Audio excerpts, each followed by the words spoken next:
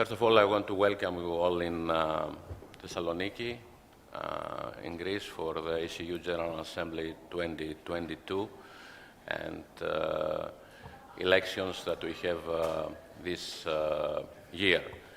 I will say later, after the welcome speech, some important information about our program today. I need also to inform you that the meeting is live stream from now, and will be during all the session open to the public, as also is mentioned to the ECU status. Are we okay with the live? Yes, because I cannot see it here. Okay. Okay. So please stand for the Greek national anthem.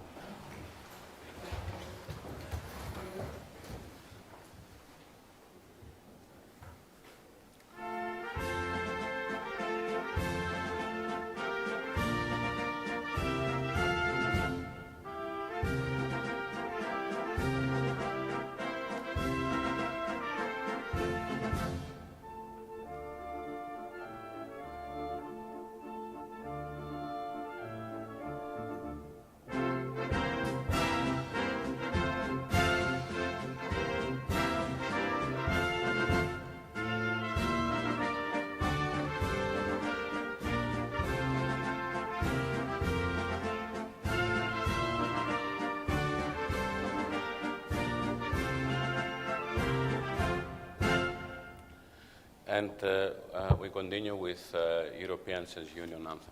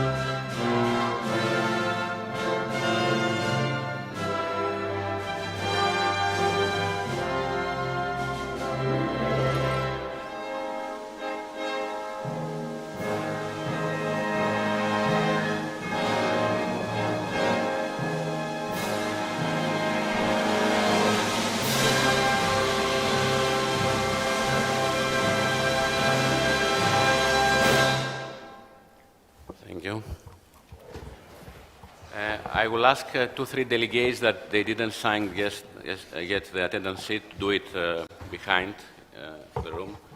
And I want to ask the ECU President, Mr. Zurab Azmaiparashvili, to make his welcome speech. Thank you, Joe. Dear friends, delegates, guests, I'm really very glad that you find the time and attending our General Assembly, because we understand very well that in several days, most of you will travel to Chennai for Chess Olympiad. So in between, to find the time, I have to appreciate you for such kind of attendance here. Of course, I would like to welcome, especially FIDE President Arkady Durkovich, who find the time before Olympiad to travel to Thessaloniki and to be with us, to welcome Deputy President of FIDE Bashar Kuatli for the same reason, FIDE Vice Presidents and some officials from FIDE. I would like to thank Greek Chess Federation, President of the Greek Federation, Statis Evstatopoulos, and of course our friend, Mr. Makropoulos, for the kind invitation to visit Thessaloniki, to have an opportunity in this beautiful hall to have our General Assembly. And I would like also to thank our ECU former President, Boris Kutin, who is attending our ceremony, And of course, I would like to see here Mr. Jungwirth, the founder of the ECU, but unfortunately for several reasons he cannot attend our General Assembly. Once again, thanks to all of you, and I would like to give a word to Mr. Makropoulos and say a few words, please.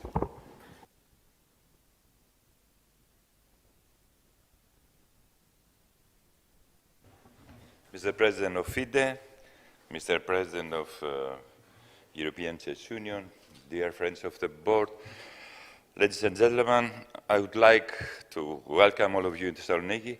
I hope you will have time to enjoy a little bit the friendship and the life in this town. I know that your schedule is very tight. It's not easy. Very fast, I would like to say also that I'm very happy that I see Boris Putin here, the previous president of Europe, one of our friends. And I would like to introduce you the new president of the Greek Chess Federation. Actually, he has an incredible CV, several pages. I will stay only in 3 important points. He is professor of medical physics of the National University. He is founding member and president of the Hellenic Society of Nanotechnology. And from 2013-2019, he was president of the Hellenic Federation of University Professors.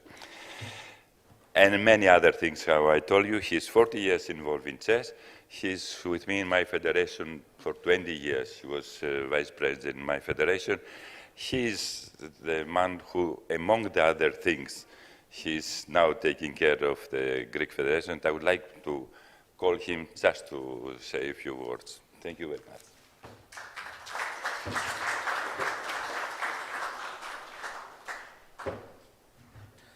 Thank you, George. Dear colleagues, dear friends, dear President of FIDE, dear President of European Chess Union, dear delegates, we are very happy you are here in Greece for this General Assembly, and on behalf of the Greek Chess Federation, we welcome you here in Greece, in Thessaloniki, which is one of the most beautiful Greek cities. And I also hope to find some time to enjoy it. It's our pleasure that European Chess Union does this General Assembly here in Greece. As you may know, I'm sure you know, in Greece we have organized dozens of chess events all these years, and of course the main person responsible for this is George Makropoulos, who was for many, many years president in our federation. We have been working for more than 20 years, George, and it's my pleasure to be the next president of our federation after George. I would like to wish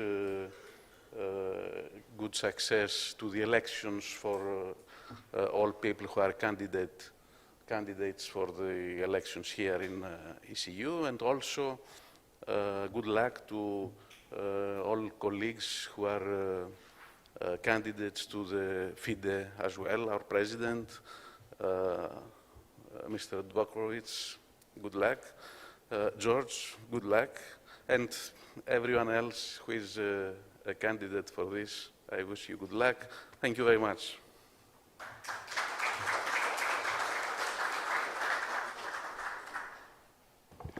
Yes, and I would like to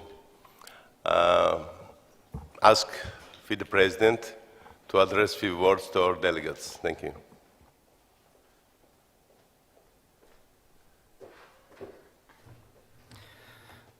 Thank you, ladies and gentlemen. It's my honor to be the guest of the European Chess Union General Assembly on behalf of FIDE. It's a great pleasure as well. I'd like to thank our hosts, Statis and Georgios, for hosting us here in Greece and for your traditional and enjoyable hospitality. I would like to thank the whole European Chess Union, all national federations, friends, those people who are working both in ECU and FIDE. There are a few of them here in this hall, and of course, especially the European Chess Union Board and its President Zurab Azmaiparashvili for more than 3 years of collaboration and working together on putting chess in better shape and moving chess forward. I think those were very good, well, already almost 4 years for all of us, with lots of difficulties, both pandemic and the current geopolitical situation, but every month, every day, we are doing our best to make lives of chess players better, to continue conducting tournaments, to attract more and more people to playing chess, enjoying chess, watching chess, and I think we did a good job. FIDE had an honor and also a pleasure to collaborate with ECU on many important tracks. We co-funded some of the ECU official activities.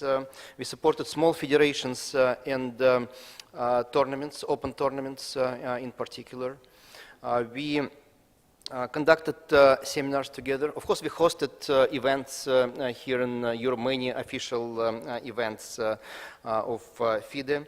We shared a big educational project, and we were able to accumulate best practices from around Europe and around the world, and now we are starting spreading these best practices around the whole chess world. We started a pilot project for kids with autistic spectrum disorder, another important initiative, and of course we celebrated our success stories together.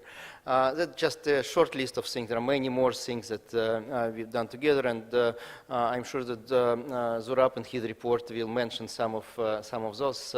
But I would like to praise the ECU and the board for the successes you reached over this period, and also I wish good luck at elections. Hopefully, elections will go smoothly. And whoever the next president of FIDE is going to be, I think there are a few things that this person and the people around the FIDE Council and the whole FIDE will have to do together with all continents, including the European Chess Union. I think we should have clear plans for the next few years. We should formulate these plans clearly, what we are going to do together, set clear targets, and raise funds, resources, and human capacity to implement those plans. It's important to do in a short period of time. We are coming out of the hardest phase of pandemic, and despite the geopolitical difficulties, we can do those things and implement those plans. We should do joint marketing to attract more important partners, both to ECU, European national federations, and FIDE. We should continue hosting official events in Europe and in other continents as well, but Europe will remain a place of many major events as well as other events, with a special focus on women chess. And it's good that in the next Grand Prix cycle, 2 4 women Grand Prix events will be in Europe, in Germany, and in Poland. So this tradition continues. But women chess deserves special attention from both our organizations. We'll continue our social initiatives and projects, including in particular in education, to substantially increase the number of kids involved in chess, at least double this number during the next few years. And we should be working with the governments, international organizations, and the International Olympic Committee to make chess more popular at the official levels and attracting more funding and support from the governments. And of course, we should have more and more professionals working both in ECU and FIDE together to move chess forward. So Again, any president who is going to be elected will have to do those things, whoever is going to do this job. I personally committed to that. I'm sure that Bashar, other people are committed to doing that. So let's do this together again. Thank you. Thank you. Thank you. Okay. We complete this first ceremonial part, so we'll continue with our agenda. Before I go to roll call, I just want to inform you for the program that more or less also you know because it has been announced. In the morning session, we have the board reports, and then following the elections for the ECU board and auditor. And we break for lunch around 1:30.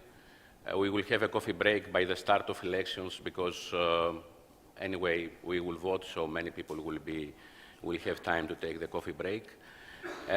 We will break at least for 2 hours for lunch and some rest. And then we continue according to the program 3:30, but we will see exactly how we are going with the rest items of the agenda. At 9 o'clock, there is the official closing gala here in Porto Palace Hotel in one room next to the, near here, down. Also, one information is that Mr. Gert Bellerud informed me before 10 minutes that he stepped down from his candidacy. Gert, can you confirm this? Yes, okay. So we have 6 individual candidates instead of 7.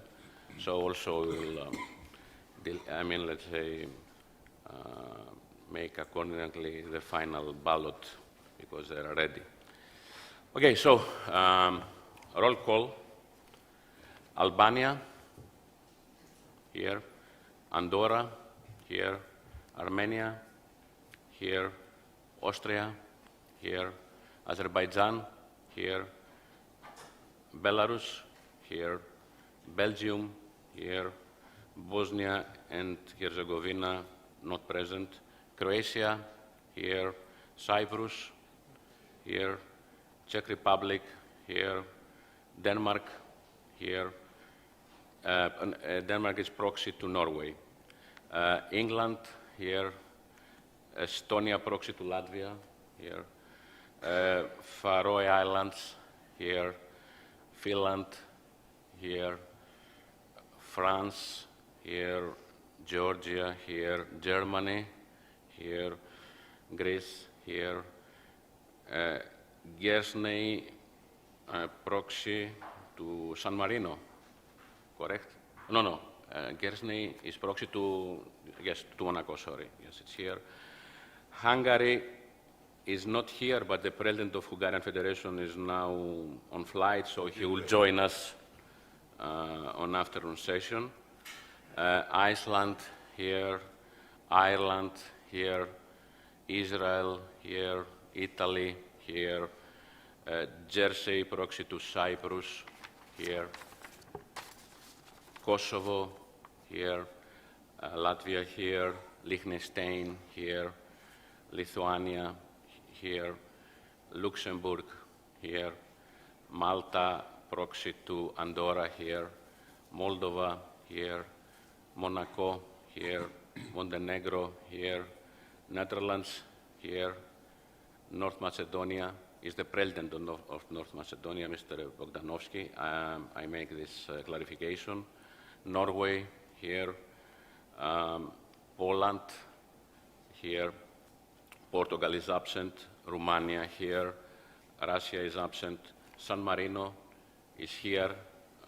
Roberto, you need to sign this form, okay? After, yes. Scotland is absent. Serbia, here. Slovakia, here. Slovenia, here. Spain, here. Sweden, here. Sweden is proxy to Iceland. Switzerland, here. Turkey, here. Ukraine, here. And Wales is proxy to England. So we have now 49 federations, plus one federation that will join later, so we will have total 15 General Assembly, but in the morning session we have 49.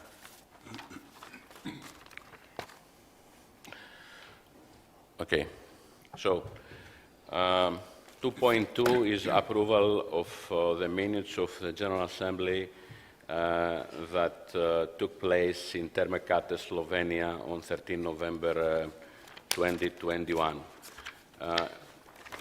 If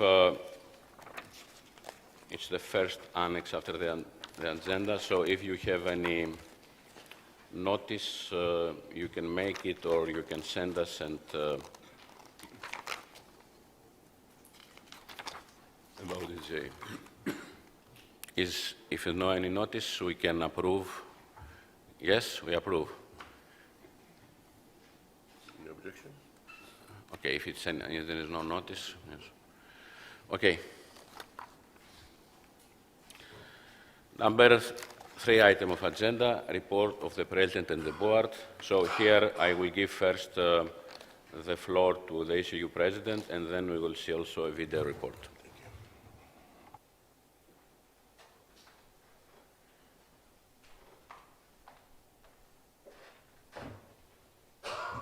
This have to be done like this. Lecciamo. Silva.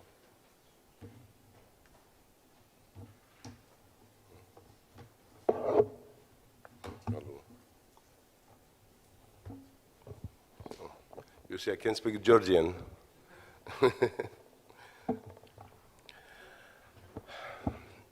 Dear friends, my presentation today is kind of summing up of the activity that I have been carried out with my team since 2018.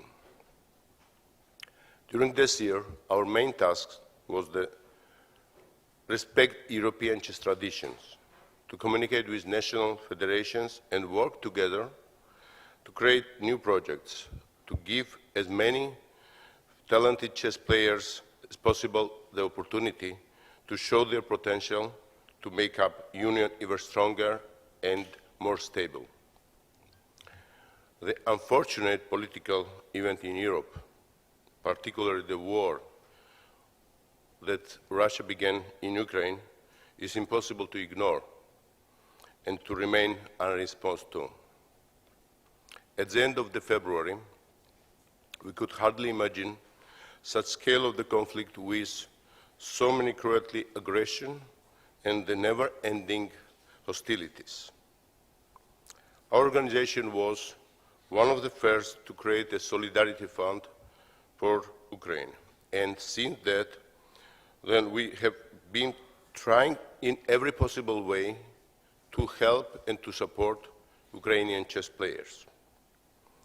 At the first glance, it seemed that it would be not easy for European Chess Union to enact strict policies and issue stern pronouncements. But when one stands up for truth, making decisions is parsing, justice becomes easy.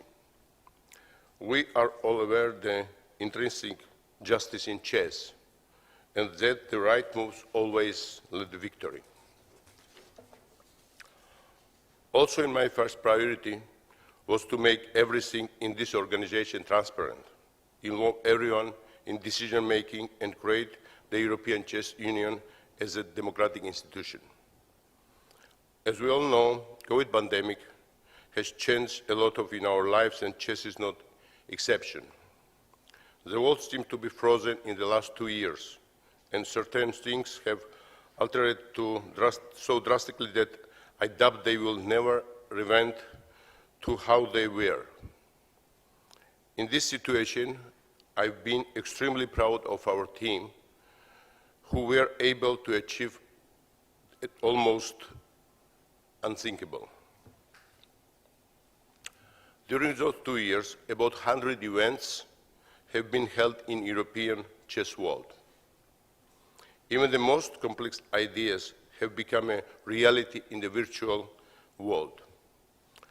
I should also point out that the European Chess Union was first to host the crucial COVID-19 conference dedicated and developing chess protocols, which would define how to resume play at the board.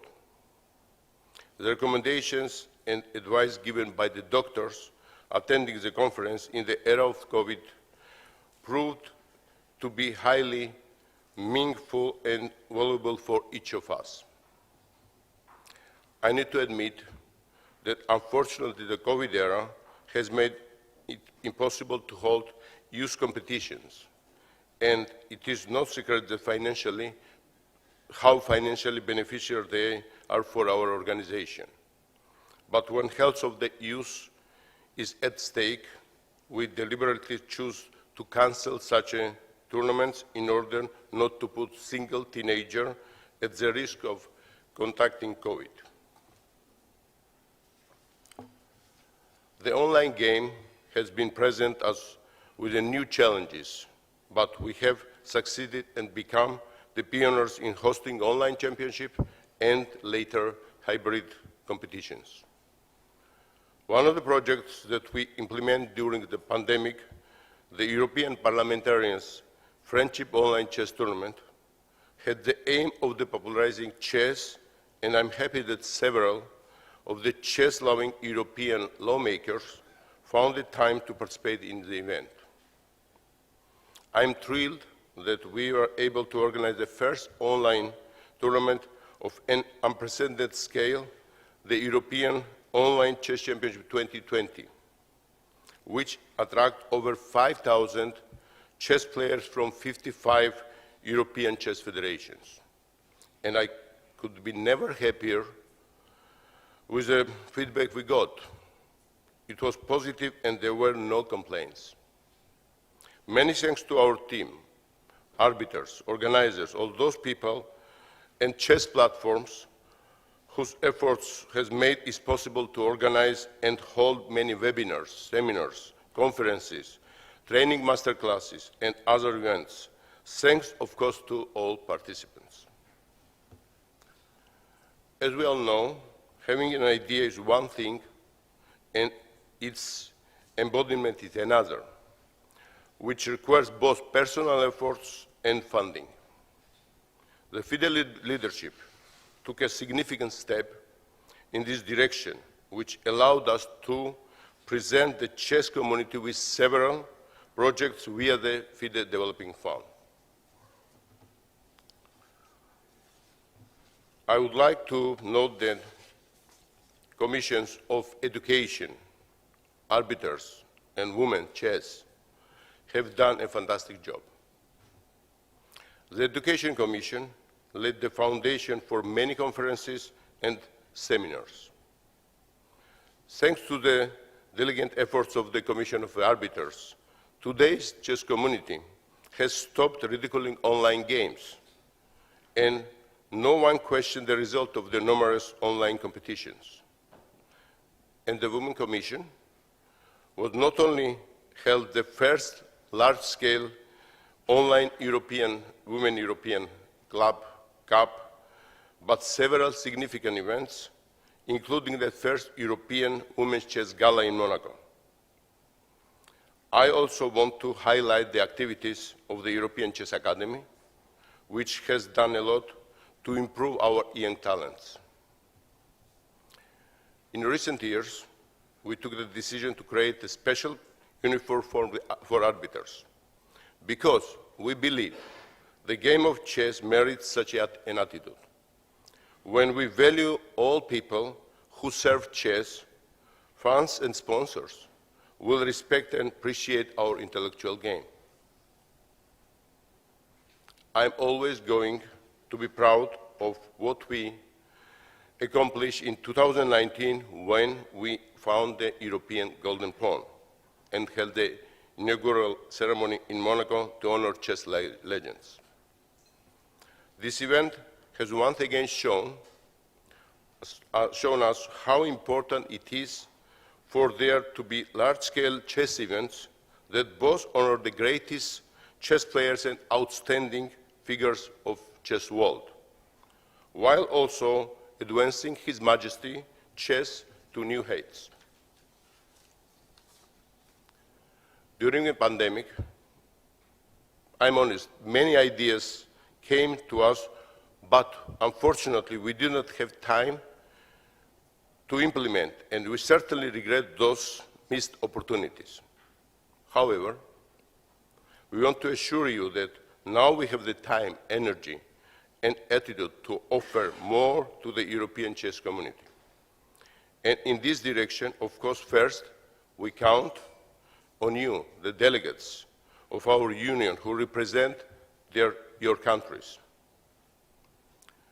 By working together to organize chess festivals, competitions, seminars, and conferences, we can make chess popular in all 54 European nations.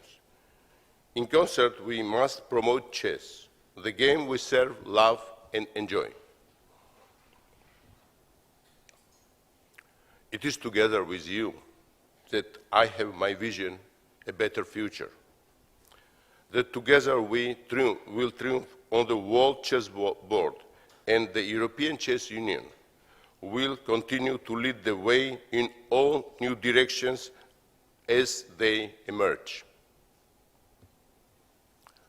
Glory to chess. Glory to European chess world. Chess makes you smarter. Thank you.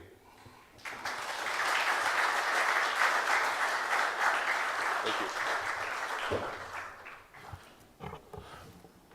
Thank you, Mr. President. I want to say that we will open the floor for any question after we complete this report on behalf of the board, because soon will follow one video report. Just before, I want to clarify, also Zurab mentioned on this chess board for blind people, visually impaired, that some of you received today is not, let's say, a Congress gift.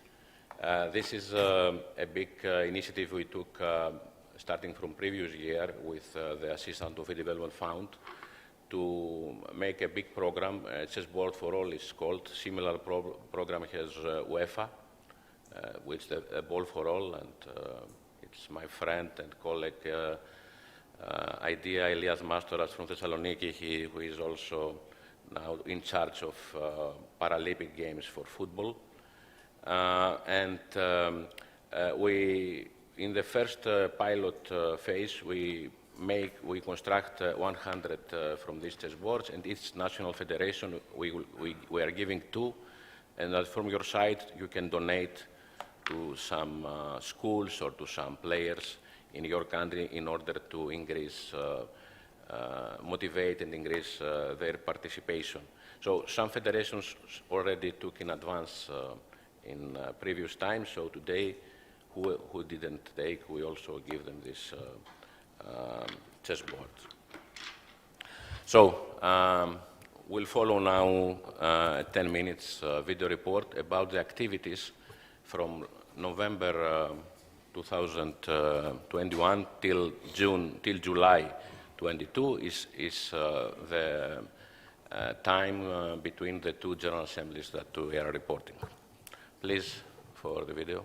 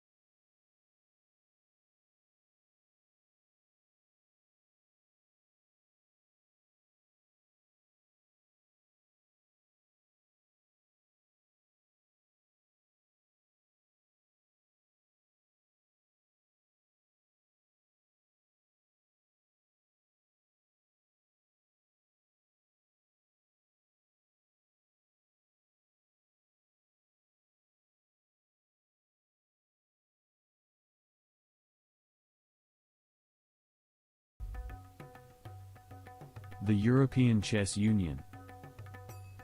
Happy International Chess Day. Chess for kids. Pawn. I am a pawn, the smallest one on this board. There are 8 of us and we stand ahead of the rest. Although at first glance we do not have the ability to make big moves, if we manage to reach the last cell, magic happens and we become an omnipotent queen. Rook.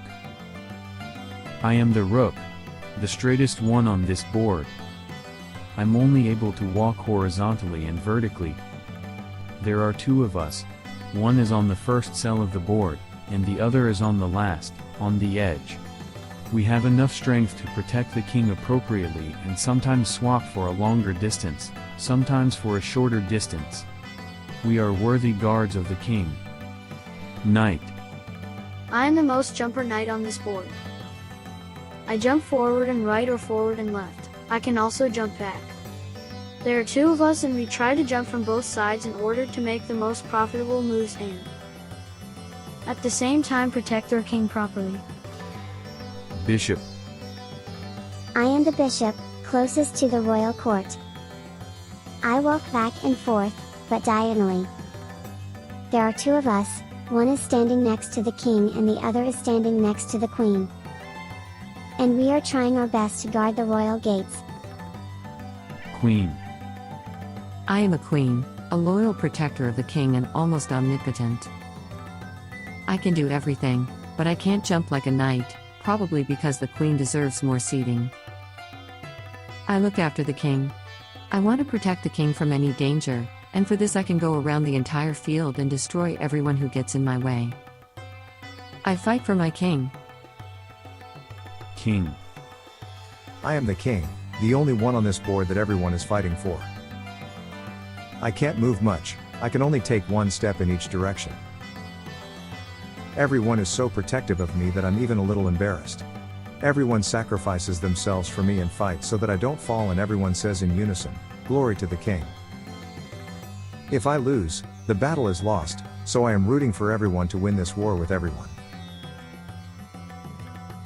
Today the European Chess Union unites national federations of 54 countries.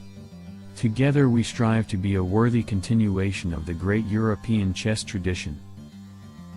Chess makes you smarter.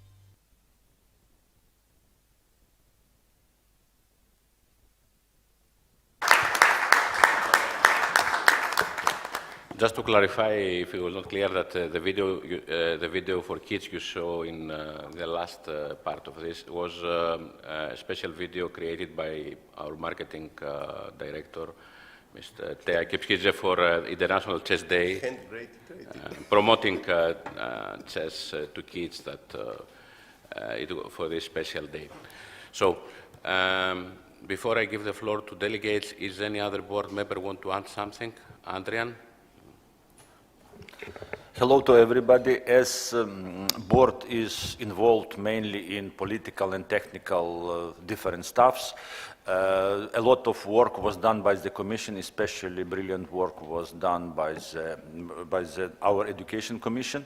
On the start 8 years ago, I proposed, as I worked a lot in FIDE, that it's the best thing is to coordinate trainings, questions, and chess in school, because it's, you know, it's very, very close areas, and we started in Europe with this model, but then it was fantastic development chess in school. It was necessary to create some small body to improve our use, to coordinate use programs, and to help trainers. Because in Europe, there are a bit different problems which trainers have, and as they have in all world. So we started different lessons of the top European trainers to help trainers. Then we had a lot of of camps. First camps were live camps. We had the best European juniors. We tried to have these camps in the same time as Garry Kasparov is conducting his annual tournament in Zagreb. So they were visiting. It was fantastic opportunity for kids to see legends, chess playing best players and chess legend Garry Kasparov. Then, because of COVID, we did it very successfully online. We started our school, yearly school, with participation of 4 players free from every federation. And it was very successful, but we asked all federations to work with us better, to develop youth programs and to develop players much faster and much better. And all our programs were supported by ECU, but it would not be possible with the support of the FIDE. So we have to thank, in my name I want to thank Mr. President for this support, which enabled us to conduct this very successful educational program. Thank you very much. Dana? Yes, Mr. President, distinguished guests, dear colleagues, honorable delegates, I would also like to express my gratitude for the great support and trust that me personally and the whole team of the ECU board has enjoyed during the last 4 years. You saw an extensive report of Mr. President, what ECU has been doing this year, and the same you have been enjoying every year. I think that the team has been working successfully under the great leadership of Zurab, and with the everyday professional work of the team, Theodoros and the others who deliver the practical part of it. I think that ECU is a great example that shows that many things can be done if the cooperation between the continental body and FIDE, the International Chess Federation, is strong and smart. Putting the resources together brings the results. And here I think it's important that we put together not only the financial resources, but also the human resources. 2 examples that I want to mention from my side where I've seen, and that has been also done with my participation and under my guidance, is 2 great policies, that educational policy and fair play policy, where we saw that 2 teams just sat down, worked together and delivered and made the common picture and common policies better. As for the resources, I think Development Fund is a great example where FIDE allocates the funding, regular funding for the continental body, and the continental body uses it smartly. And ECU is a great example, not only using it for the support of the events, even with each year it's less and less spent only on the chess competitions, but proposing extensive programs, projects, social initiatives that can be replicated in other continents, and also that that already today have the influence, the positive impact on the other continents. Women in chess, chess and education, training and conferences for the people with disabilities, also producing materials like how to prepare a successful chess program, how to attract funding for the chess project. So these are things that can be used by all the federations and other continents as well. Policies like guidelines for discrimination and human rights violations supported by FIDE will be developed by ECU, will be useful for the rest of the world, for FIDE itself. So this is, I think, a great example how 2 hands can work together to be stronger and more successful and efficient for the chess world and for the benefit of the chess world. I know that chess is one thing that unites us all, but it is really about the practical work and joint work that creates the collective value of system of values. And I wish that our collective and common system of values would highlight transparency, professional work, honor to the colleagues and to the competitors, and at the end of the day, also the fair play, which is a very important principle in chess. Thank you very much. Thank you, Dana. Thank you, Dana. Okay, now be prepared with wireless microphones. Yes, if there's any question about or notices about the board report, now is the time. Nothing? Okay. It's okay. If it's nothing, it's okay. No, sometimes it's not okay. Malcolm Payne. In that match between the ECU board and the Berlin Chess Association, who won? I think it's 2-2. It was 2-2, yes. Thank you. Gunnar, I think Gunnar won. You won. Gunnar lost. I didn't know. Especially because yeah. No, really, I will be happy if somebody will add something or say a few words or maybe a really question. We appreciate it. Paris Cleridis. Yeah.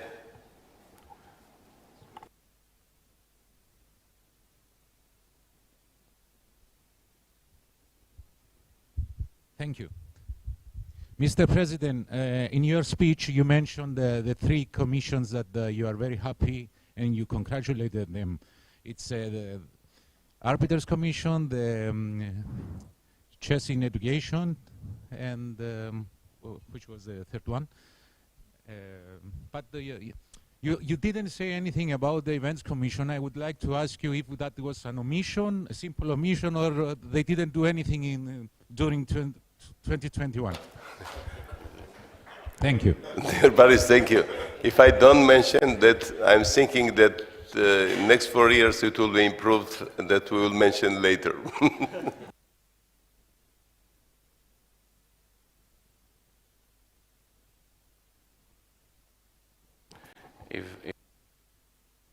If there is no other question, we can continue with the financial report. So I am asking the ECU Treasurer, Mr. Ion Dobronosteanu, to take the floor.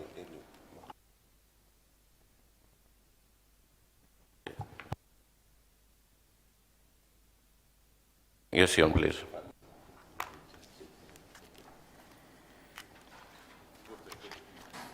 Hello, everybody. Thank you.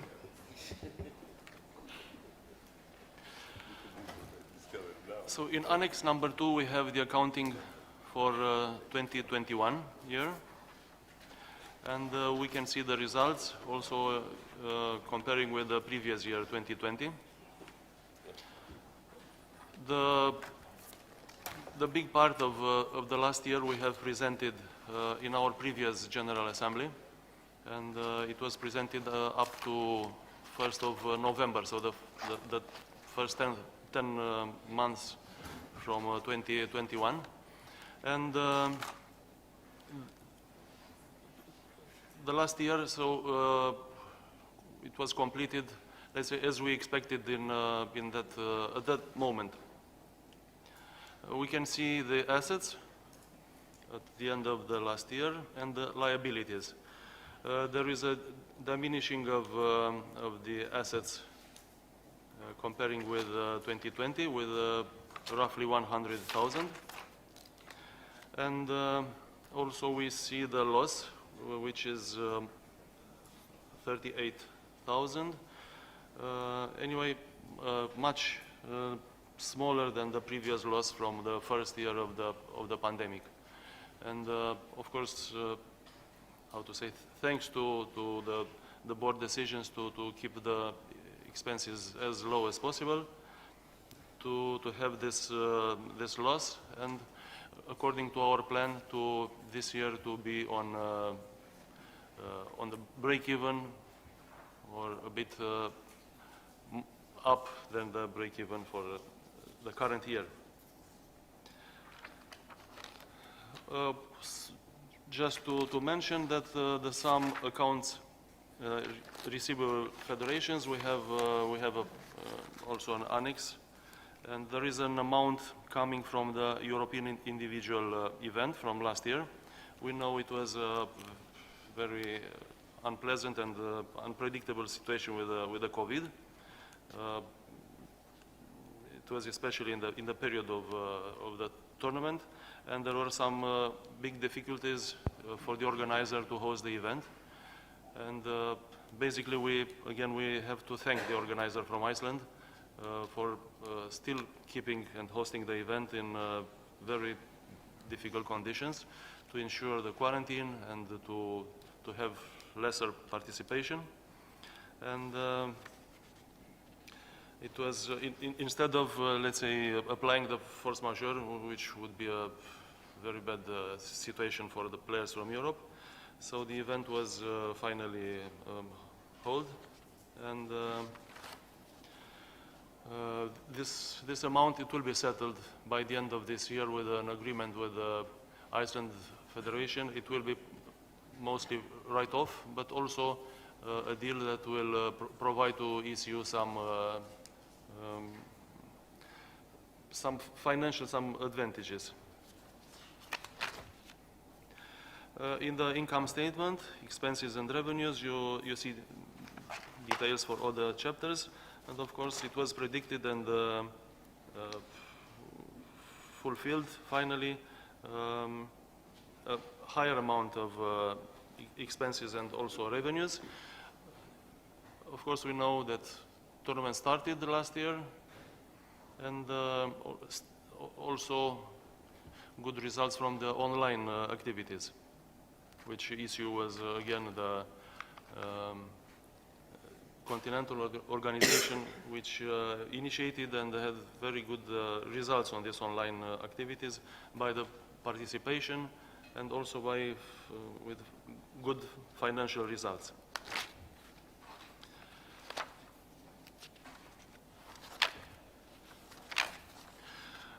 Just a few words about the current year.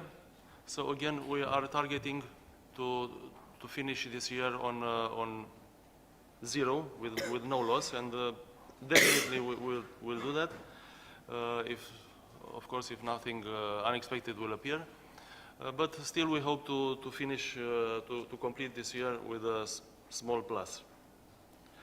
And in Annex 3, we can see the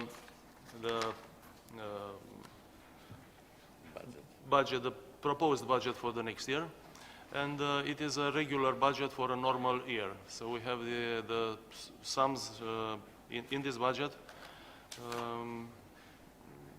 for a normal year. Means to have all the events, all the tournaments with good participation and all the other activities. Of course, we also for this year we will be very careful and attentive to the expenses and to what can be what can appear in the general environment. Also, probably, if will be necessary to have another board meeting to have it online this year, so to save resources. And what to add? To thank to our colleagues. First to our colleague Kurt Gretner with his continuous work and a lot of activity, not only bookkeeping but banking, daily activities, and of course the General Secretary Theodoros, his very intense work, and he has everything under control. I can assure you about this. There is no question unanswered very fast, and also this daily communication between Kurt and Theodoros for every detail. And I'm very comfortable with the situation that the financial situation, daily by daily financial activities are under control. And again, there is nothing not unknown or without explanations. And also thank to our auditor, our colleague Peter Wies, for another year that he dedicated to ECU accounting, to make the audit. On Annex 4 is the audit Is the auditor report, report? yes. Yes. It's okay, Ian? Just before we give the floor to any question, Mr. Wish, you want to add something to your report? No, it's okay. So, if is any question to Treasurer report?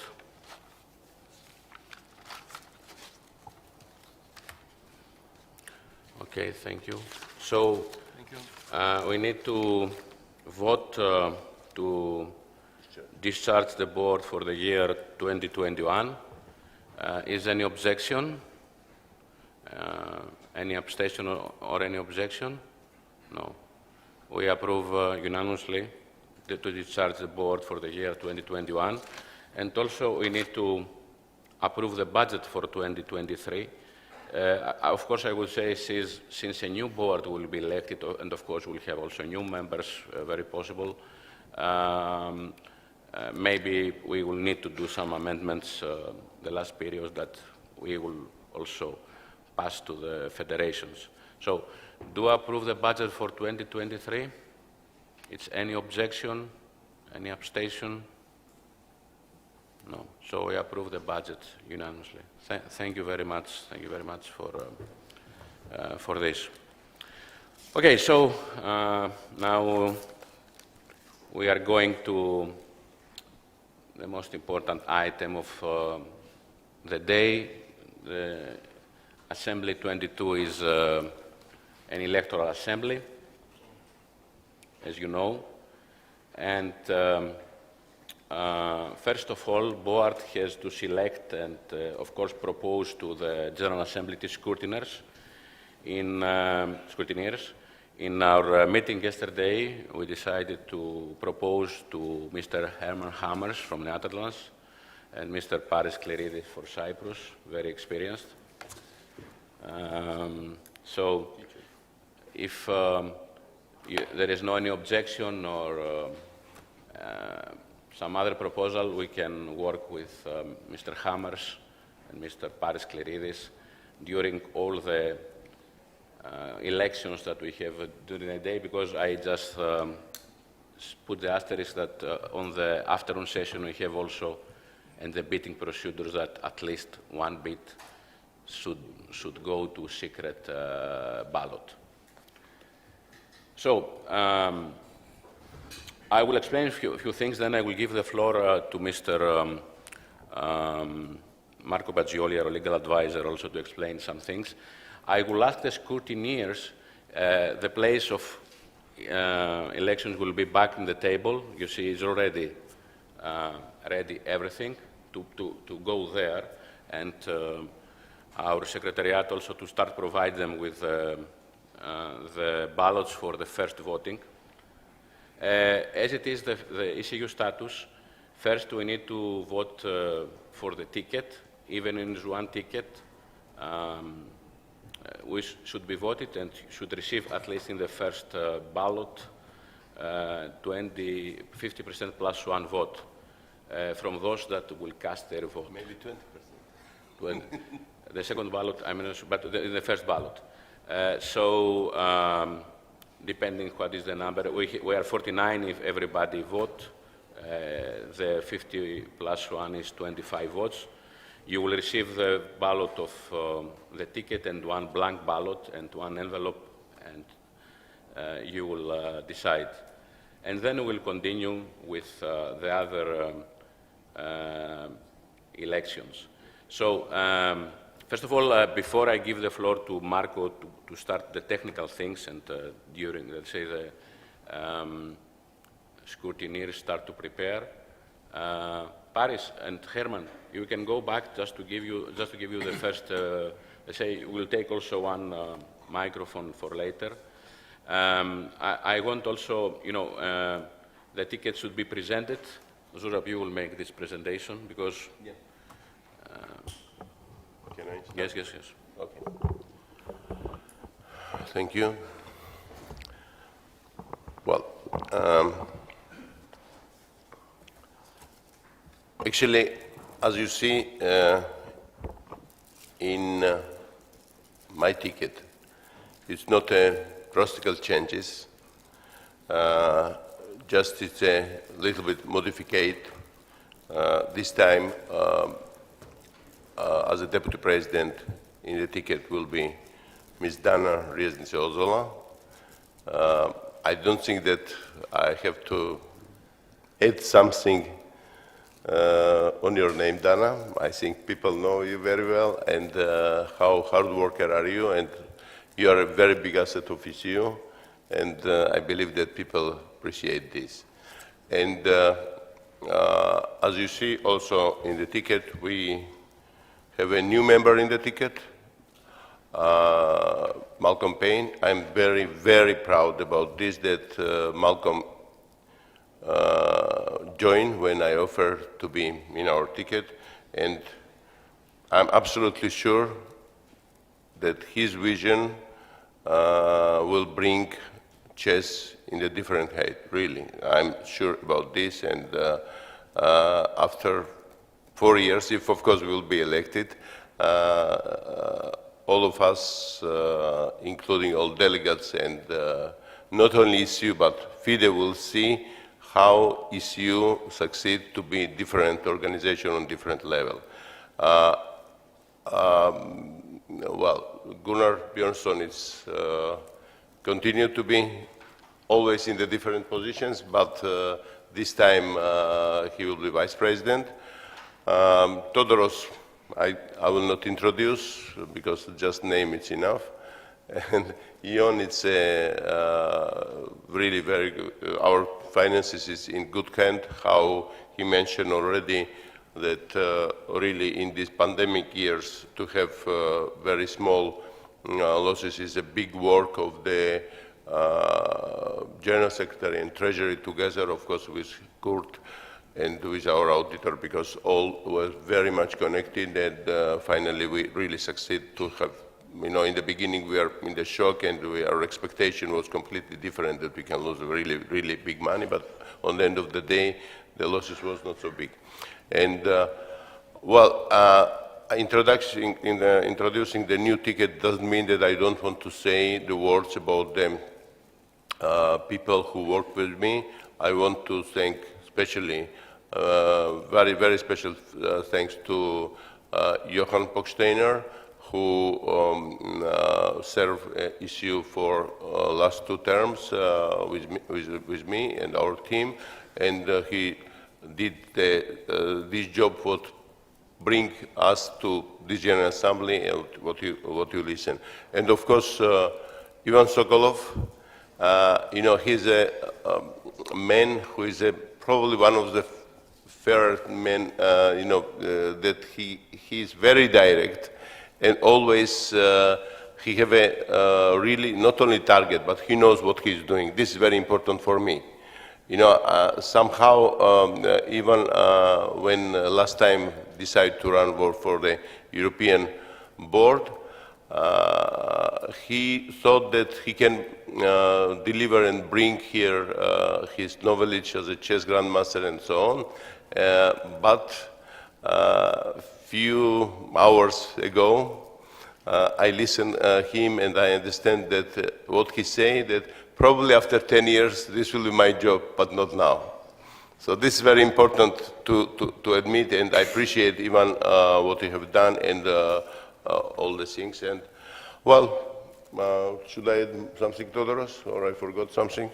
All the people, now, especially for the people who are running for individual election, I really wish also all of them good luck. Okay, let's, how it say in chess, the strongest in this moment win the election, but I'm sure that anybody will be elected, that board will be completed, and this board will be very successful, I'm sure about. Thank you. Thank you, Zurab. What I want to say is that now, after we start the vote for the ticket, of course there will be a roll call from scrutineers. Then, okay, you can have a break till the results will be announced, and then we go to the second part for individual candidates and auditor. Maybe we will have more than 1 round. We'll explain this later. But also then the individual candidates will have the time to introduce themselves. So, Marco, you want to add something for the first? One microphone to Marco. Marco Piazzoli, our legal advisor. Just one clarification about how the votes are counted. The ticket is elected by absolute majority. It means that the quorum among the majority is counted includes the non-valid and the blank ballot inserted in the box. So the first thing that the scrutineers will do at the end of the voting process, when the box is closed, is to count how many envelopes there are inside the box. Among this number, the quorum will be established, and then the absolute majority is counted as 50% plus 1. Since there are 49 federations, if all 49 federations are going to vote, then the quorum is 25. If someone will abstain, meaning he will not put the envelope inside the box, only in that case will not be counted. Excuse me. Mr. President, can I have the word, please? I disagree a bit with the procedure of voting, because as I can see here, delegates will take two ballots, not actually ballots, but two papers anyway. One is a list of and the other one is blank. So it means that there is something is wrong with remote control. Can you come closer the two? Yeah.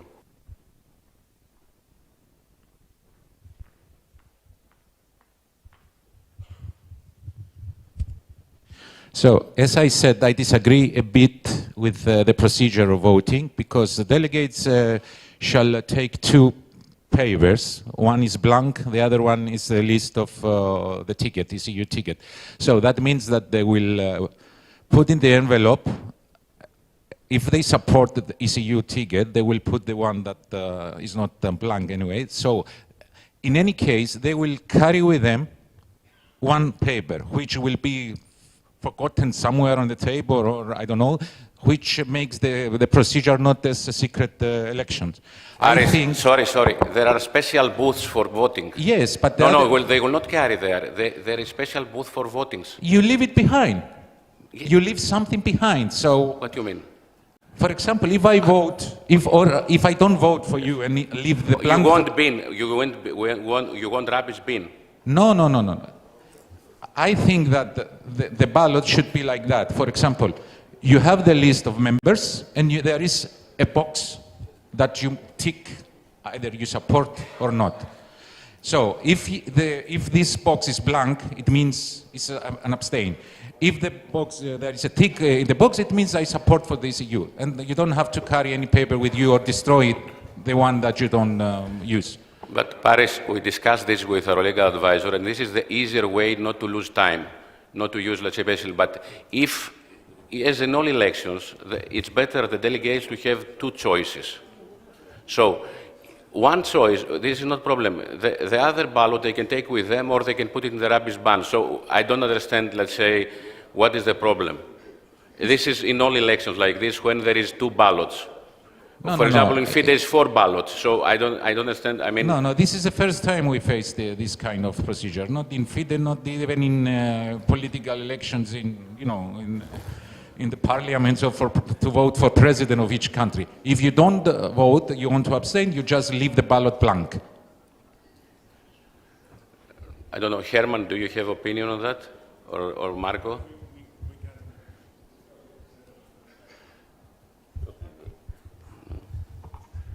Paris? Marco, spoke with them. I think now we are speaking for something that has no real meaning.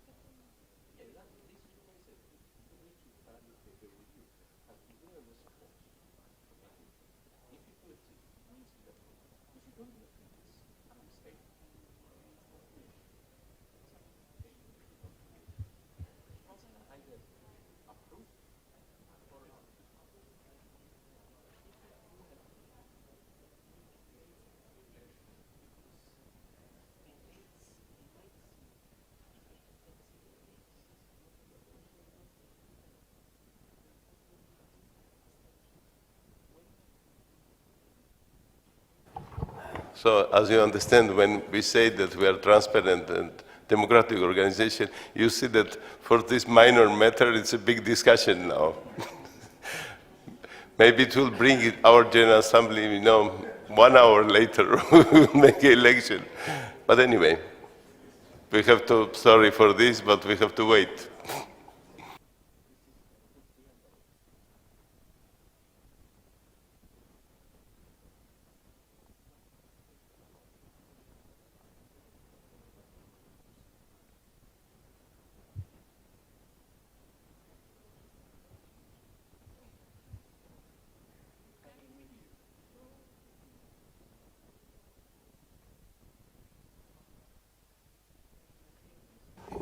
Yesterday, actually, I make a joke that we have to create a commission of the scrutiners, and it looks like this, that maybe we need it.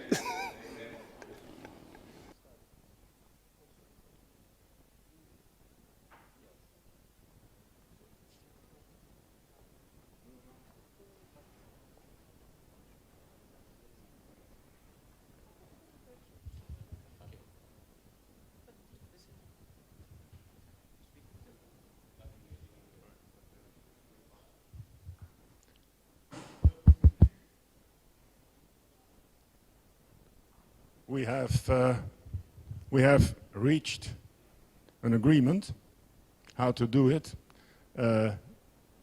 Everybody steps into here, gets 2 forms, one with the names of the first is the first voting, the names of the people in the board suggested, and one blank, and an envelope.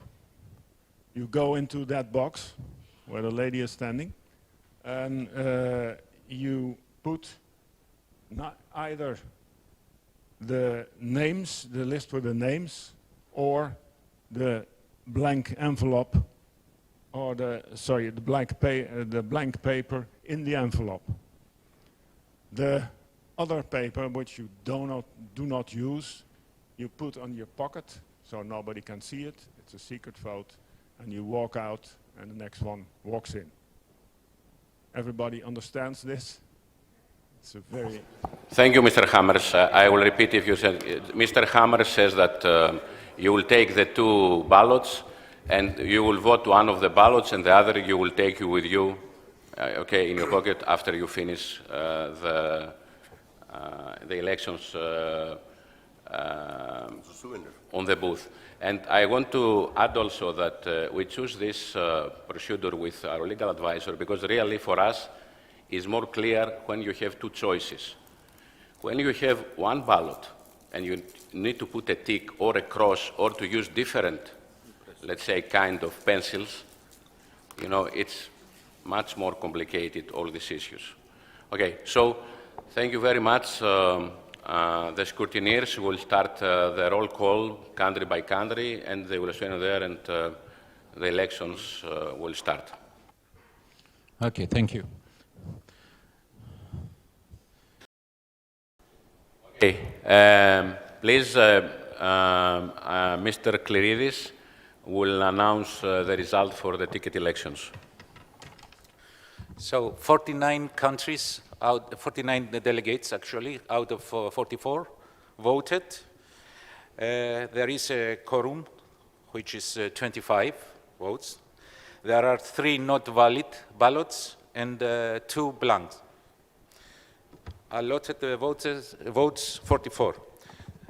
So the ECU board ticket 2022 up to 2026 are elected with a strong majority, and congratulations.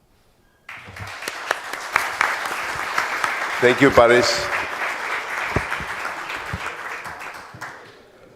Dear friends, I would like once again express my gratitude to you. Actually, you know, somehow I don't know why, but I guess that will be 44 on the end of the day, which I don't know why I say this, but thank you, Paris, that you confirmed my prediction. We continue now our session and for individual election, and please be more active and more accurate, because you know what happened now, that if somebody signed or put some signal for the, it will be invalid. So be careful about this, and because our candidates for individual vice presidents, they are really waiting your support, and don't disappoint them. Thank you.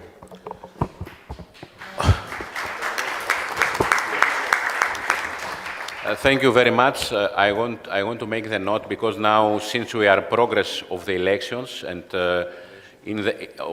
so by the in the afternoon session we will also bring to the panel the new elected members of the board. So now we start with the presentation of the individual candidates.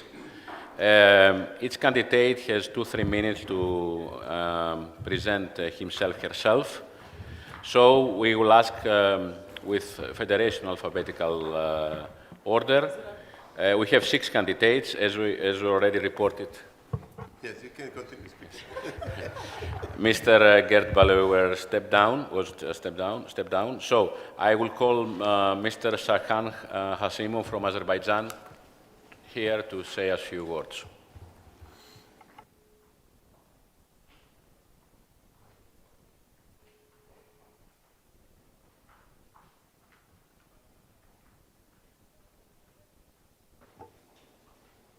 It's on. Hello, dear ECU family, dear ladies and gentlemen. Since we have limited time, I will be focusing on the important topics and important things about me. First of all, I'm representing Azerbaijan. I've graduated from the University of Economics. Then later I did my master in finance. Later I had my executive programs in the United States, in Washington and in Chicago. My career was related to economy and more about the digitalization. I have started my career in Hewlett-Packard 12 years ago. Later I was hosting senior roles in Oracle. I was managing several countries. Later I had my career in SAP, in German company, and my last role in the IT companies was in Hewlett-Packard, in Microsoft. With all these companies I had many experiences, and experiences was related not only about IT, but in general how all these IT tools and digital tools are helping in our daily life. I was taking this experience to my lifestyle. Lifestyle, I mean, from the childhood, I'm in chess family. Most of you already know my brother, Vugar Gashimov, is my young brother. You all know what happened, and after this tragedy in our family, we decided with my parents to establish a chess foundation in honor of Vugar. Starting from 2015, Foundation has a lot of projects, and I would like to mention some of them. Foundation, first of all, established the Chess Academy. We started with the very small space. Now we have 2 academies in Azerbaijan. It's more than 900 square meters. We are organizing all our tournaments in our academy. Academy has the title of the FIDE Academy in the region. Next to the academy, we have the Vugar Gashimov Chess Museum. And Mr. President Zurab Azmaiparashvili already had a chance to visit, and I invite you all to visit Azerbaijan and to see the Museum of Vugar Gashimov. This is the respect for his legacy. Later, since we have the academy, we decided that they should be at the tournaments, and we are organizing every year Vugar Gashimov Memorial Open Tournament, which is starting 24th of July because of his birthday. Since we have already the generation that were playing in all open tournaments and we have the academy, we decided that there should be also Vugar Chess Club, which is joining European Club Cup every year. And last year they do the sensation. Its average age of the team is 17.8, but they were able to win the bronze medal of the European Club Cup. That was also the advices of Vugar at the age of 15, 16. I mean, this is the career when the kids are deciding either to disappear and go for the university or continue with the professional chess. And this is where exactly we are helping those kids. Another two important projects we are running, this is Vugar Super Tournament. All of you know this tournament, and Magnus Carlsen, world champion, won this tournament for 4 times, and all other senior and top players are joining Azerbaijan to play in this tournament. And last but not least, we have the Vugar Fair Play Award, which has the tradition and started from 2015 from the tournament in Vaikanzi with the Tata Steel Chess. And I'm really happy that we have all this support and we continue this project as well. We recently started the cooperation with the Prague Chess Festival as well. I will be here, I will be ready and happy to share you more about the projects we do. And also I would like to mention that I'm not that far from the ECU because I'm already working with ECU for the last couple of years at the role of strategy director. I'm responsible for relationship and even more I will be focusing, if I will be elected your vice president, I will be focusing on relationship with the sponsors, because I believe in, especially these days after the post-pandemic period, our companies are ready to cooperate and to be partners with, and they can make smart moves, and the chess is making us smarter, as Zurab said several times, and we all are about this. And also I will be focusing on the kids tournaments, because this is where we need to reach more and more smart people. And altogether, I would like to thank you in advance for your election, for your vote for me. And since Azerbaijan has started first, I believe that Azerbaijan and me will be your first election when you will be voting. Thank you very much. Thank you, Sarhan. Following Mr. Alois Jankovic from Croatia.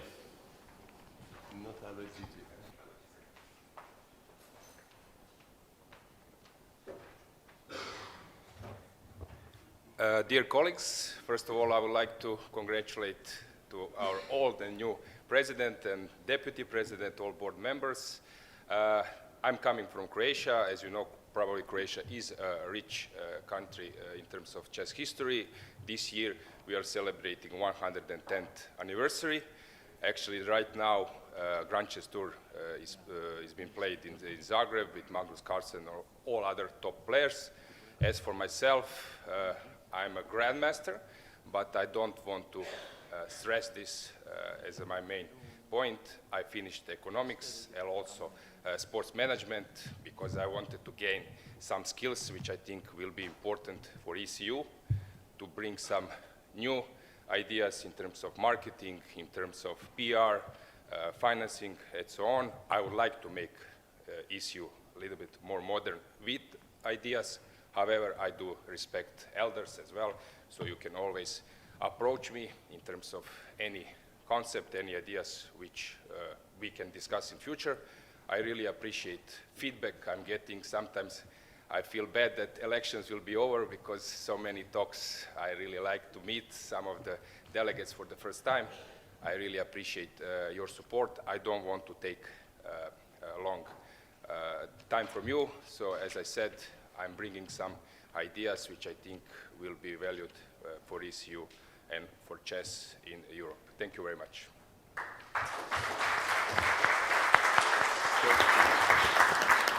Thank you, Alois. Mr. Xavier Ochoa from Spain.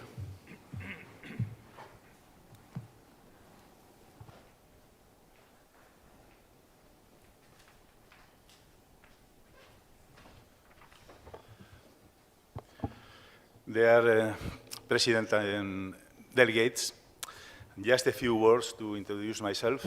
Probably many of you know me already because I have been a long time in FIDE.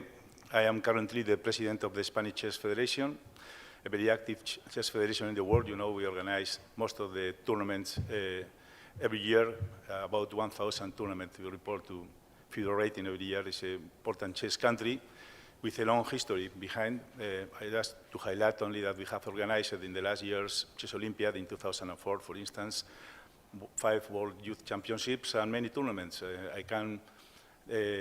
Just the last one was the tournament, candidate tournament in Madrid. My idea, because I'm running for this position, is because we consider that the Spanish Chess Federation must be represented in the board of the ECU, and also we would like to contribute with our experience for this position. Thank you very much.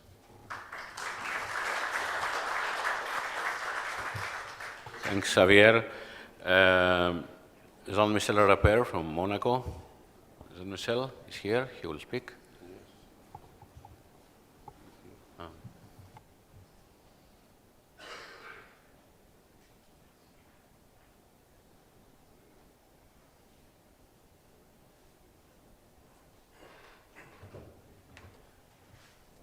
Hello, dear friends, dear President, dear delegates. I am running for the European Chess Union election as a Vice President, mainly to continue to promote women chess.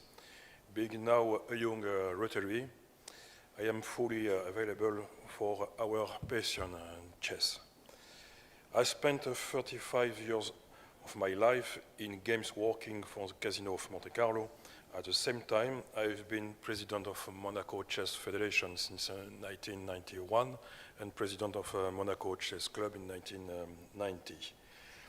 And from 2014 to 2018, I was a member of the board of European Chess Union, and from 2018 to now, chairman of the European Chess Union Women's Commission.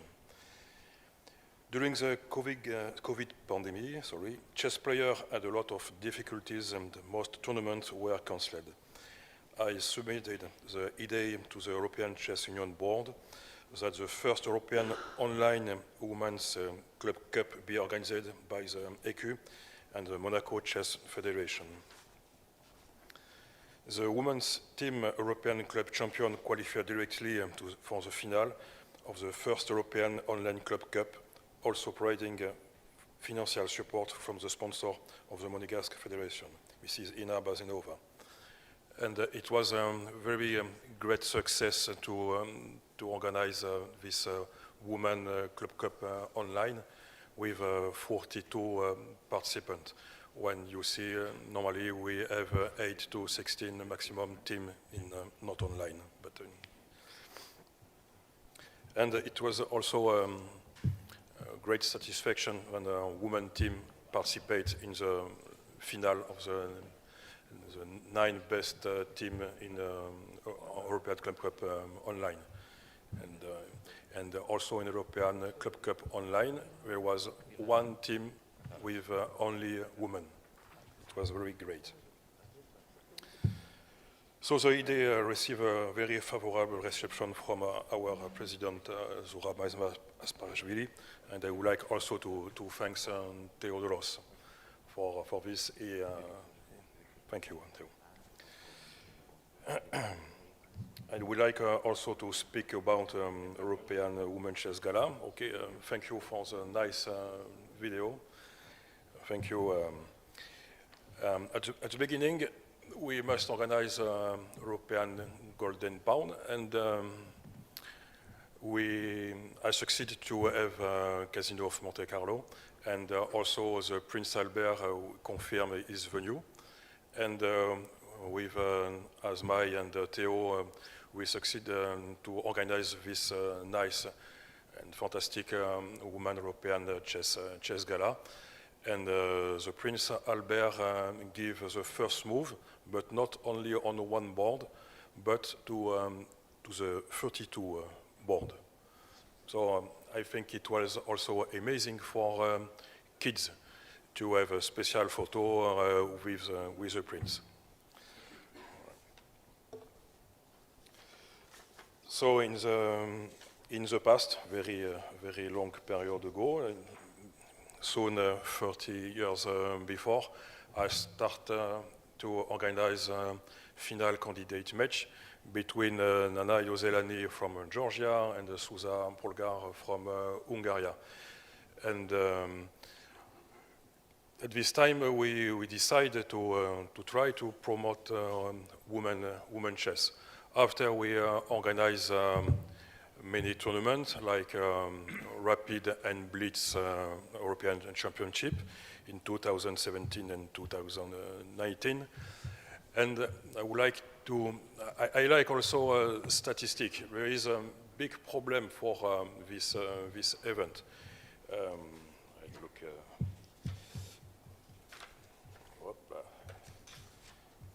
We are 54 federation, and in 2017, only 19 federation sent minimum one player.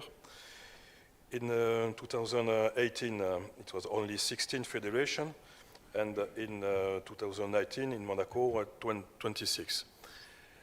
And for the player, we have 80 to 100 player average. I think we can do better.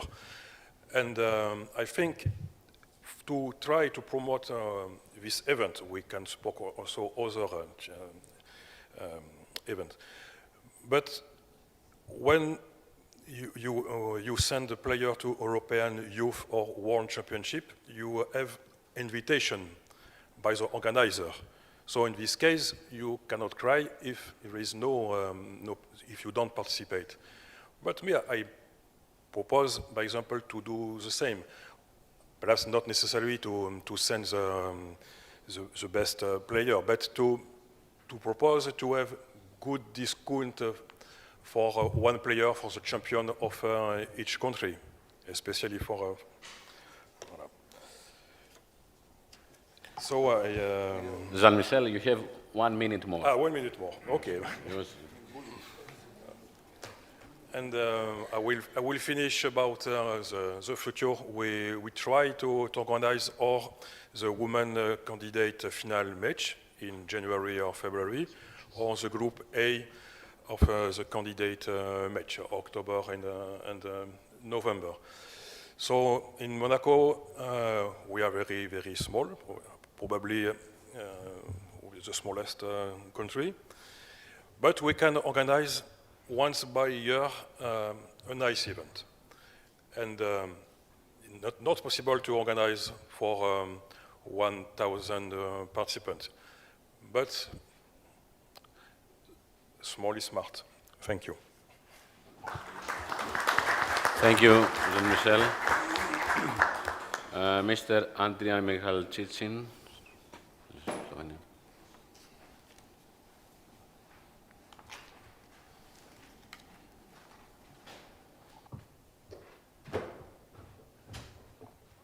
Hello to all ECU family. I am Grandmaster for 45 years. Can you imagine? More than many presidents are here, trained many national teams, world champions, Soviet national team, world champions Anatoly Karpov, Maya Chiburdanidze, and a lot of top other players. My real concern was, first of all, education, and I was for 9 years chairman of FIDE Trainers Commission. Before it was vice chairman. We did around, myself, I did 50 seminars all over the world and Europe most. So, because in my opinion, development of chess is development of the education, because we will have new field. I was either very active as organizer. I was director of European Cup, director of World Seniors, World Junior, World Youth Championship. So, and still, to this moment, I am very active in organizing different competition. But in last years, where as I spoke about Chess Academy, we established this Chess Academy for ECU, educating trainers and making different camps and training school for kids. There were recently, because of the war, as mentioned Zurab in his speech, we had many young Ukrainian players outside, and I'm very thankful to many federations in Europe who supported Ukrainian young players, especially Polish Federation, where there are a lot of refugees, German Federation, English Chess Federation, Moldavian Chess Federation, Romanian Chess Federation, who had a lot of young chess players from Ukraine, and they helped them a lot to get training and to participate in the competition. But the biggest thanks is to Slovenian Chess Federation, who supported very much and who paid for many participants from Ukraine in European championships. It was once more showing that we are all family and we are supporting each other. So I will try to continue as I am doing, trying, always thinking I can do much more, and anyhow, I will try. Thank you very much for your attention. Thank you, Adrian, and Ms. Eva Repkova.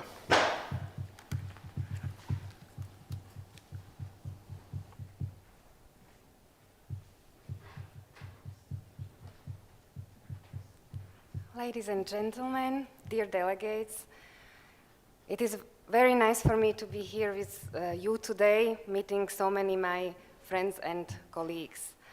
I have been in the chess world for over 40 years, learning how to play at the age of 5 by watching my parents, and later becoming the first Slovak chess grandmaster. I represented Slovakia on countless occasions, and I'm also going with our national team to play in upcoming Olympiad in Chennai.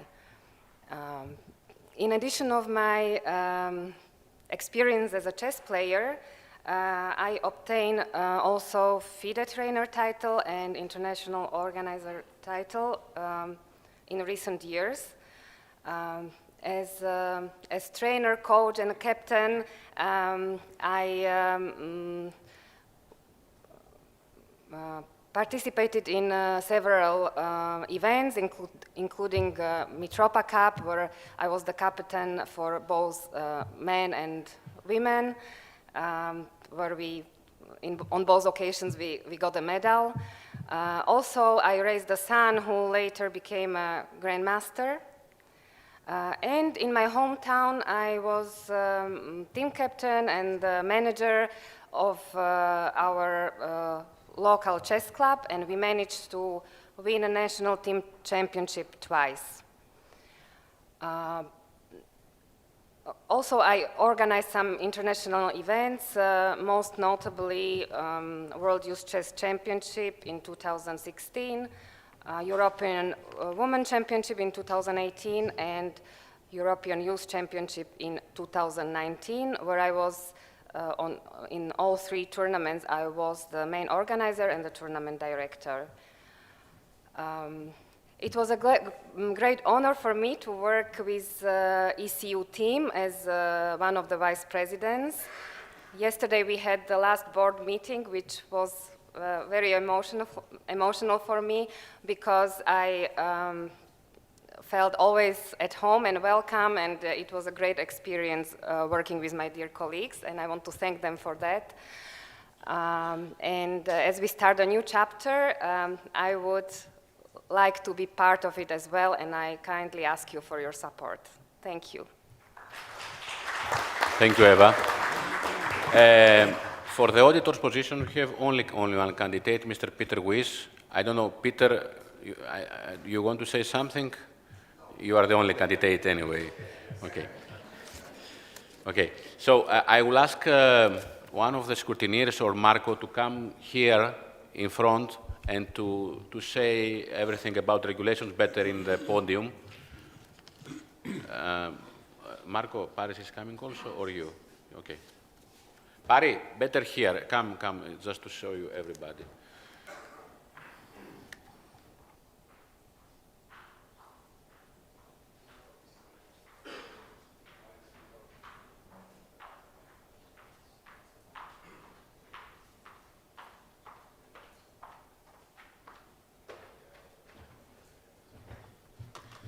Thank you. So we will start the procedure for voting for ECU board individual.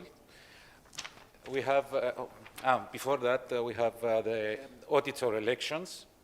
It's the only candidate is Mr. Peter Wyss from Switzerland. It's a yellow ballot. You will take it, and there is a box next to it, his name. You either tick, there are some instructions below how to vote. There are only just specific symbols that you may use during voting, and you just tick next to his name or leave it blank, according to your choice. The next elections will be for ECU board individuals. We have, as you know, 6 candidates. This is the ballot. There is also a box next to their name. You have to vote minimum 1, maximum 3 out of 6.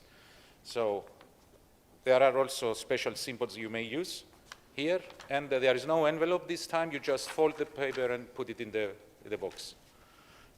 Any questions? I think it's clear. It's Paris, just to clarify, because the 2 elections are held simultaneously. Because yes, when yes. one delegate is going there, at the same time. You will take both ballots at the same time, and you put it in the box. It's easy for us to separate them after because it's a different color. So you just fold the ballot and put it in the box. Yes, there are 2 ballot boxes, so one will be for... No, they can use the same. To use the same? Yes, it's much because easier. Different color. Yeah, okay, yes. This is up one to you. Box for, because it's different color, it's easy for us to count the votes later. Okay. No, we don't need 2 boxes. Yes. Marco, you want to add something about the procedure? Okay, please. Yes, please.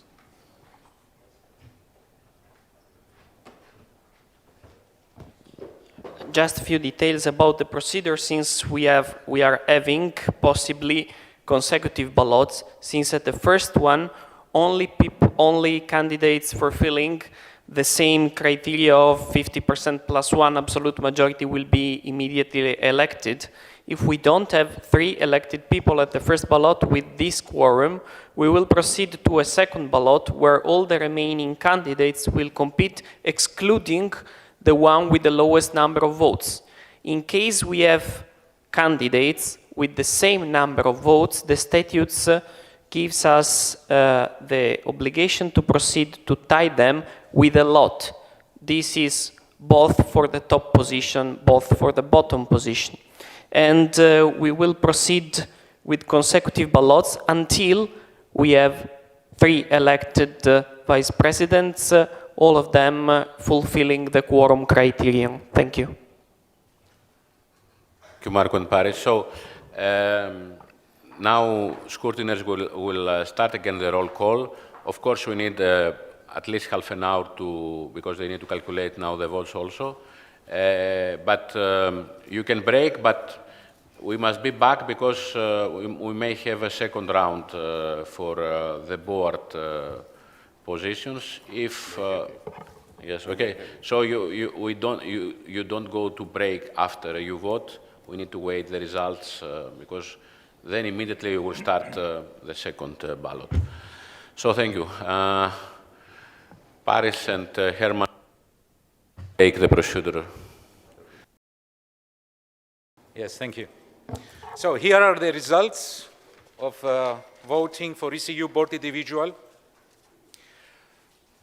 The first candidate who was elected with 36 votes is Mr. Jankovic Aloindzie from Croatia.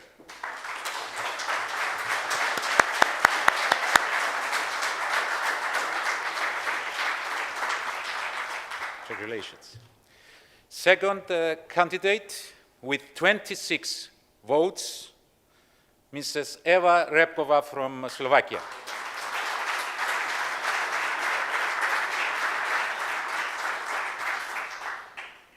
As Mr. Marco explained before the procedures, we will go for second rounds and he will come to the step to explain how we go, but I will announce the results of the rest. So, third place is Mr. Kashimov with 22 votes. Fourth is Andrian Mikhalshishint, I don't know if I pronounce it correctly, with 21 votes. Jean-Michel Rapper with 19 votes. And Mr. Javier Ochoa with 12 votes. Thank you. Mr. Marco will explain to you how the procedure will follow on the second round.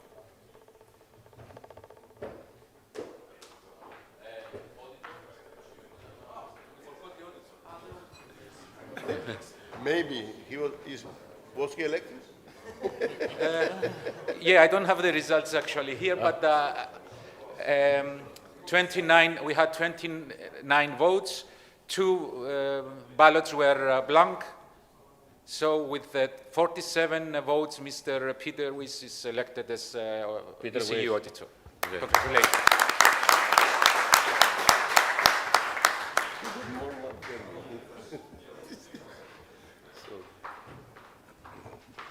About the second ballot, you will get in the papers the 3 remaining names that are still competing for the last position of ECU Vice President, namely Mr. Gashimov, Mr. Aper, and Mr. Michal Chishin. You will have to cast only 1 vote. You will have to cast only 1 vote for this second ballot. Still, we have the qualified majority to fulfill, so it will be elected the one who will reach at least 25 votes. If nobody, we will go to a third ballot after the lunch break, and we will still exclude the one who received the lowest number of votes. Okay, can I say something about, okay, please, till you prepare the, till you prepare the ballots. Okay, now, after this vote, we will break anyway. You are voting and you make break, okay? Because if we need to have third round, we will make it when we come back and simultaneously we'll start, okay? So we will start the afternoon session at 4 o'clock, not at 3:30, okay? Because we will finish now with voting around 2, so it will be 2 hours break. So, as Marco and Scrutiners explained, my understanding is that now you can vote only 1 candidate because only 1 position remain open. Okay? So there is a possibility that still nobody will be elected, so it will remain 2 for the final ballot. So we wait only for the scrutiners to be ready with the ballots. I want to say also that we have the most of your departures.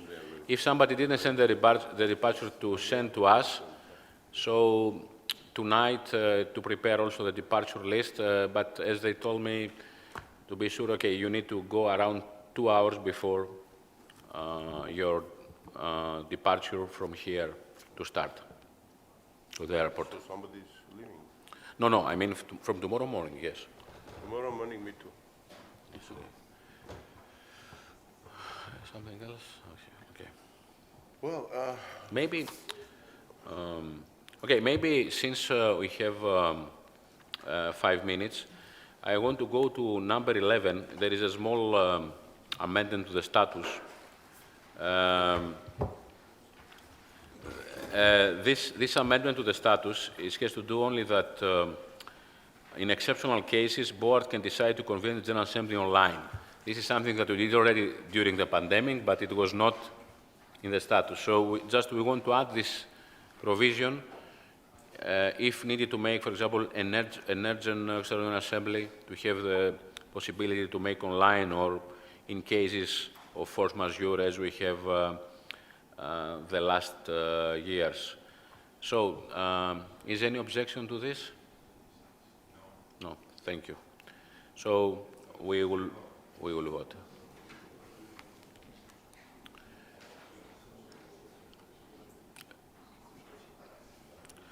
Okay, thank you very much. More.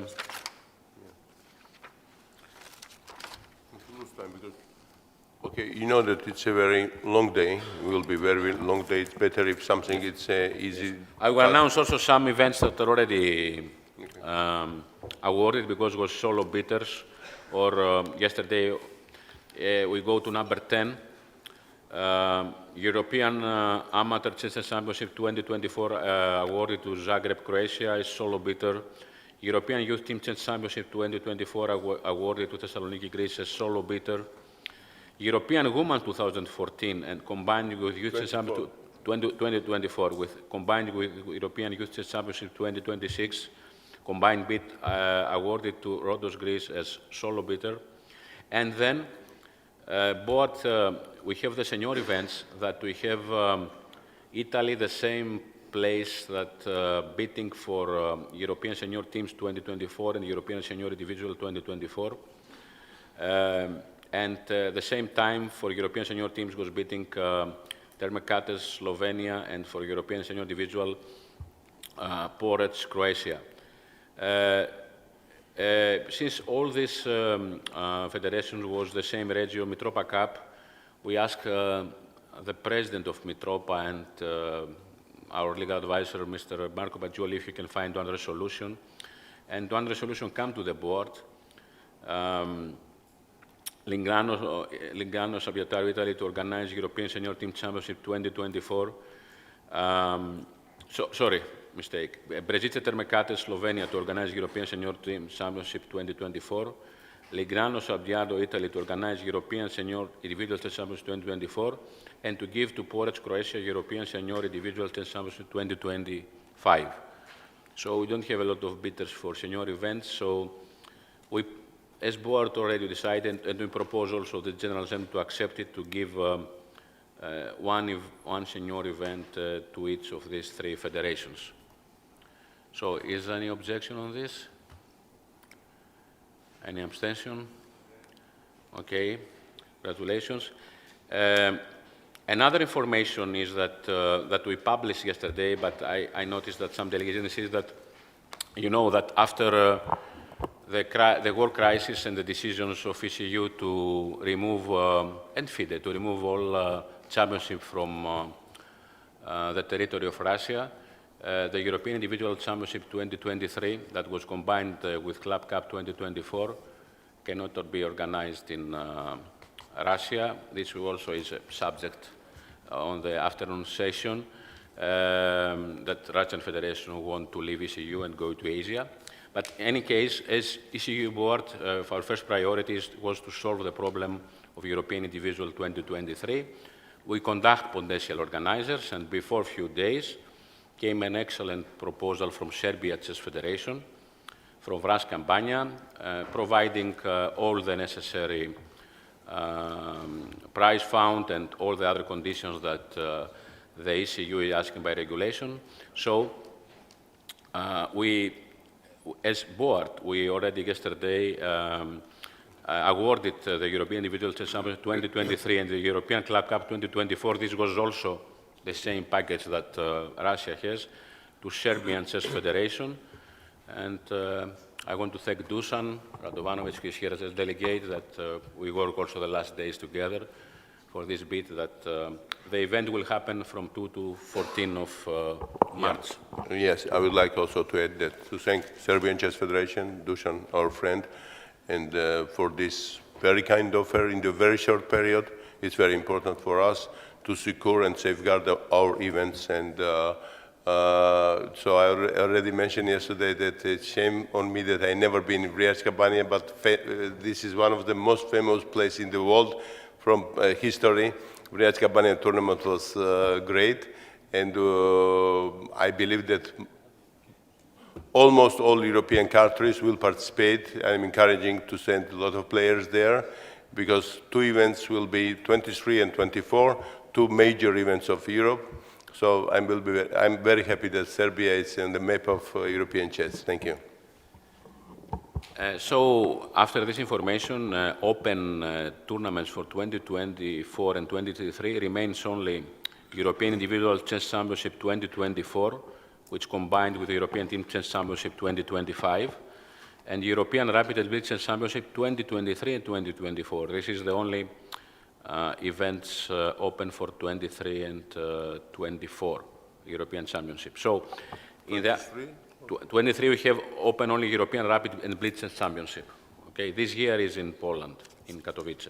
So for the bidding procedure, the only bid that we will have to deal later is the European School Chess Championship, that we have 5 good bids, and we will have presentations, and will follow also secret voting. That will be also our last item in the assembly. So Paris, are you ready to start? Paris is out. Where is Paris? Who is preparing this? Marco, the girls? You are ready? Okay, so we break now. You will cast your vote, and then we break till 4 o'clock when we will announce the results, and if need some more round, we will make it that time, So and we will continue. Announce the result, 4 o'clock? Yes, 4 o'clock. Okay. If we need one more, we will make it, but we will continue the meeting. Okay. So you understand, so we will not lose time. Okay. Thank you. So please, the scrutineers to take the floor.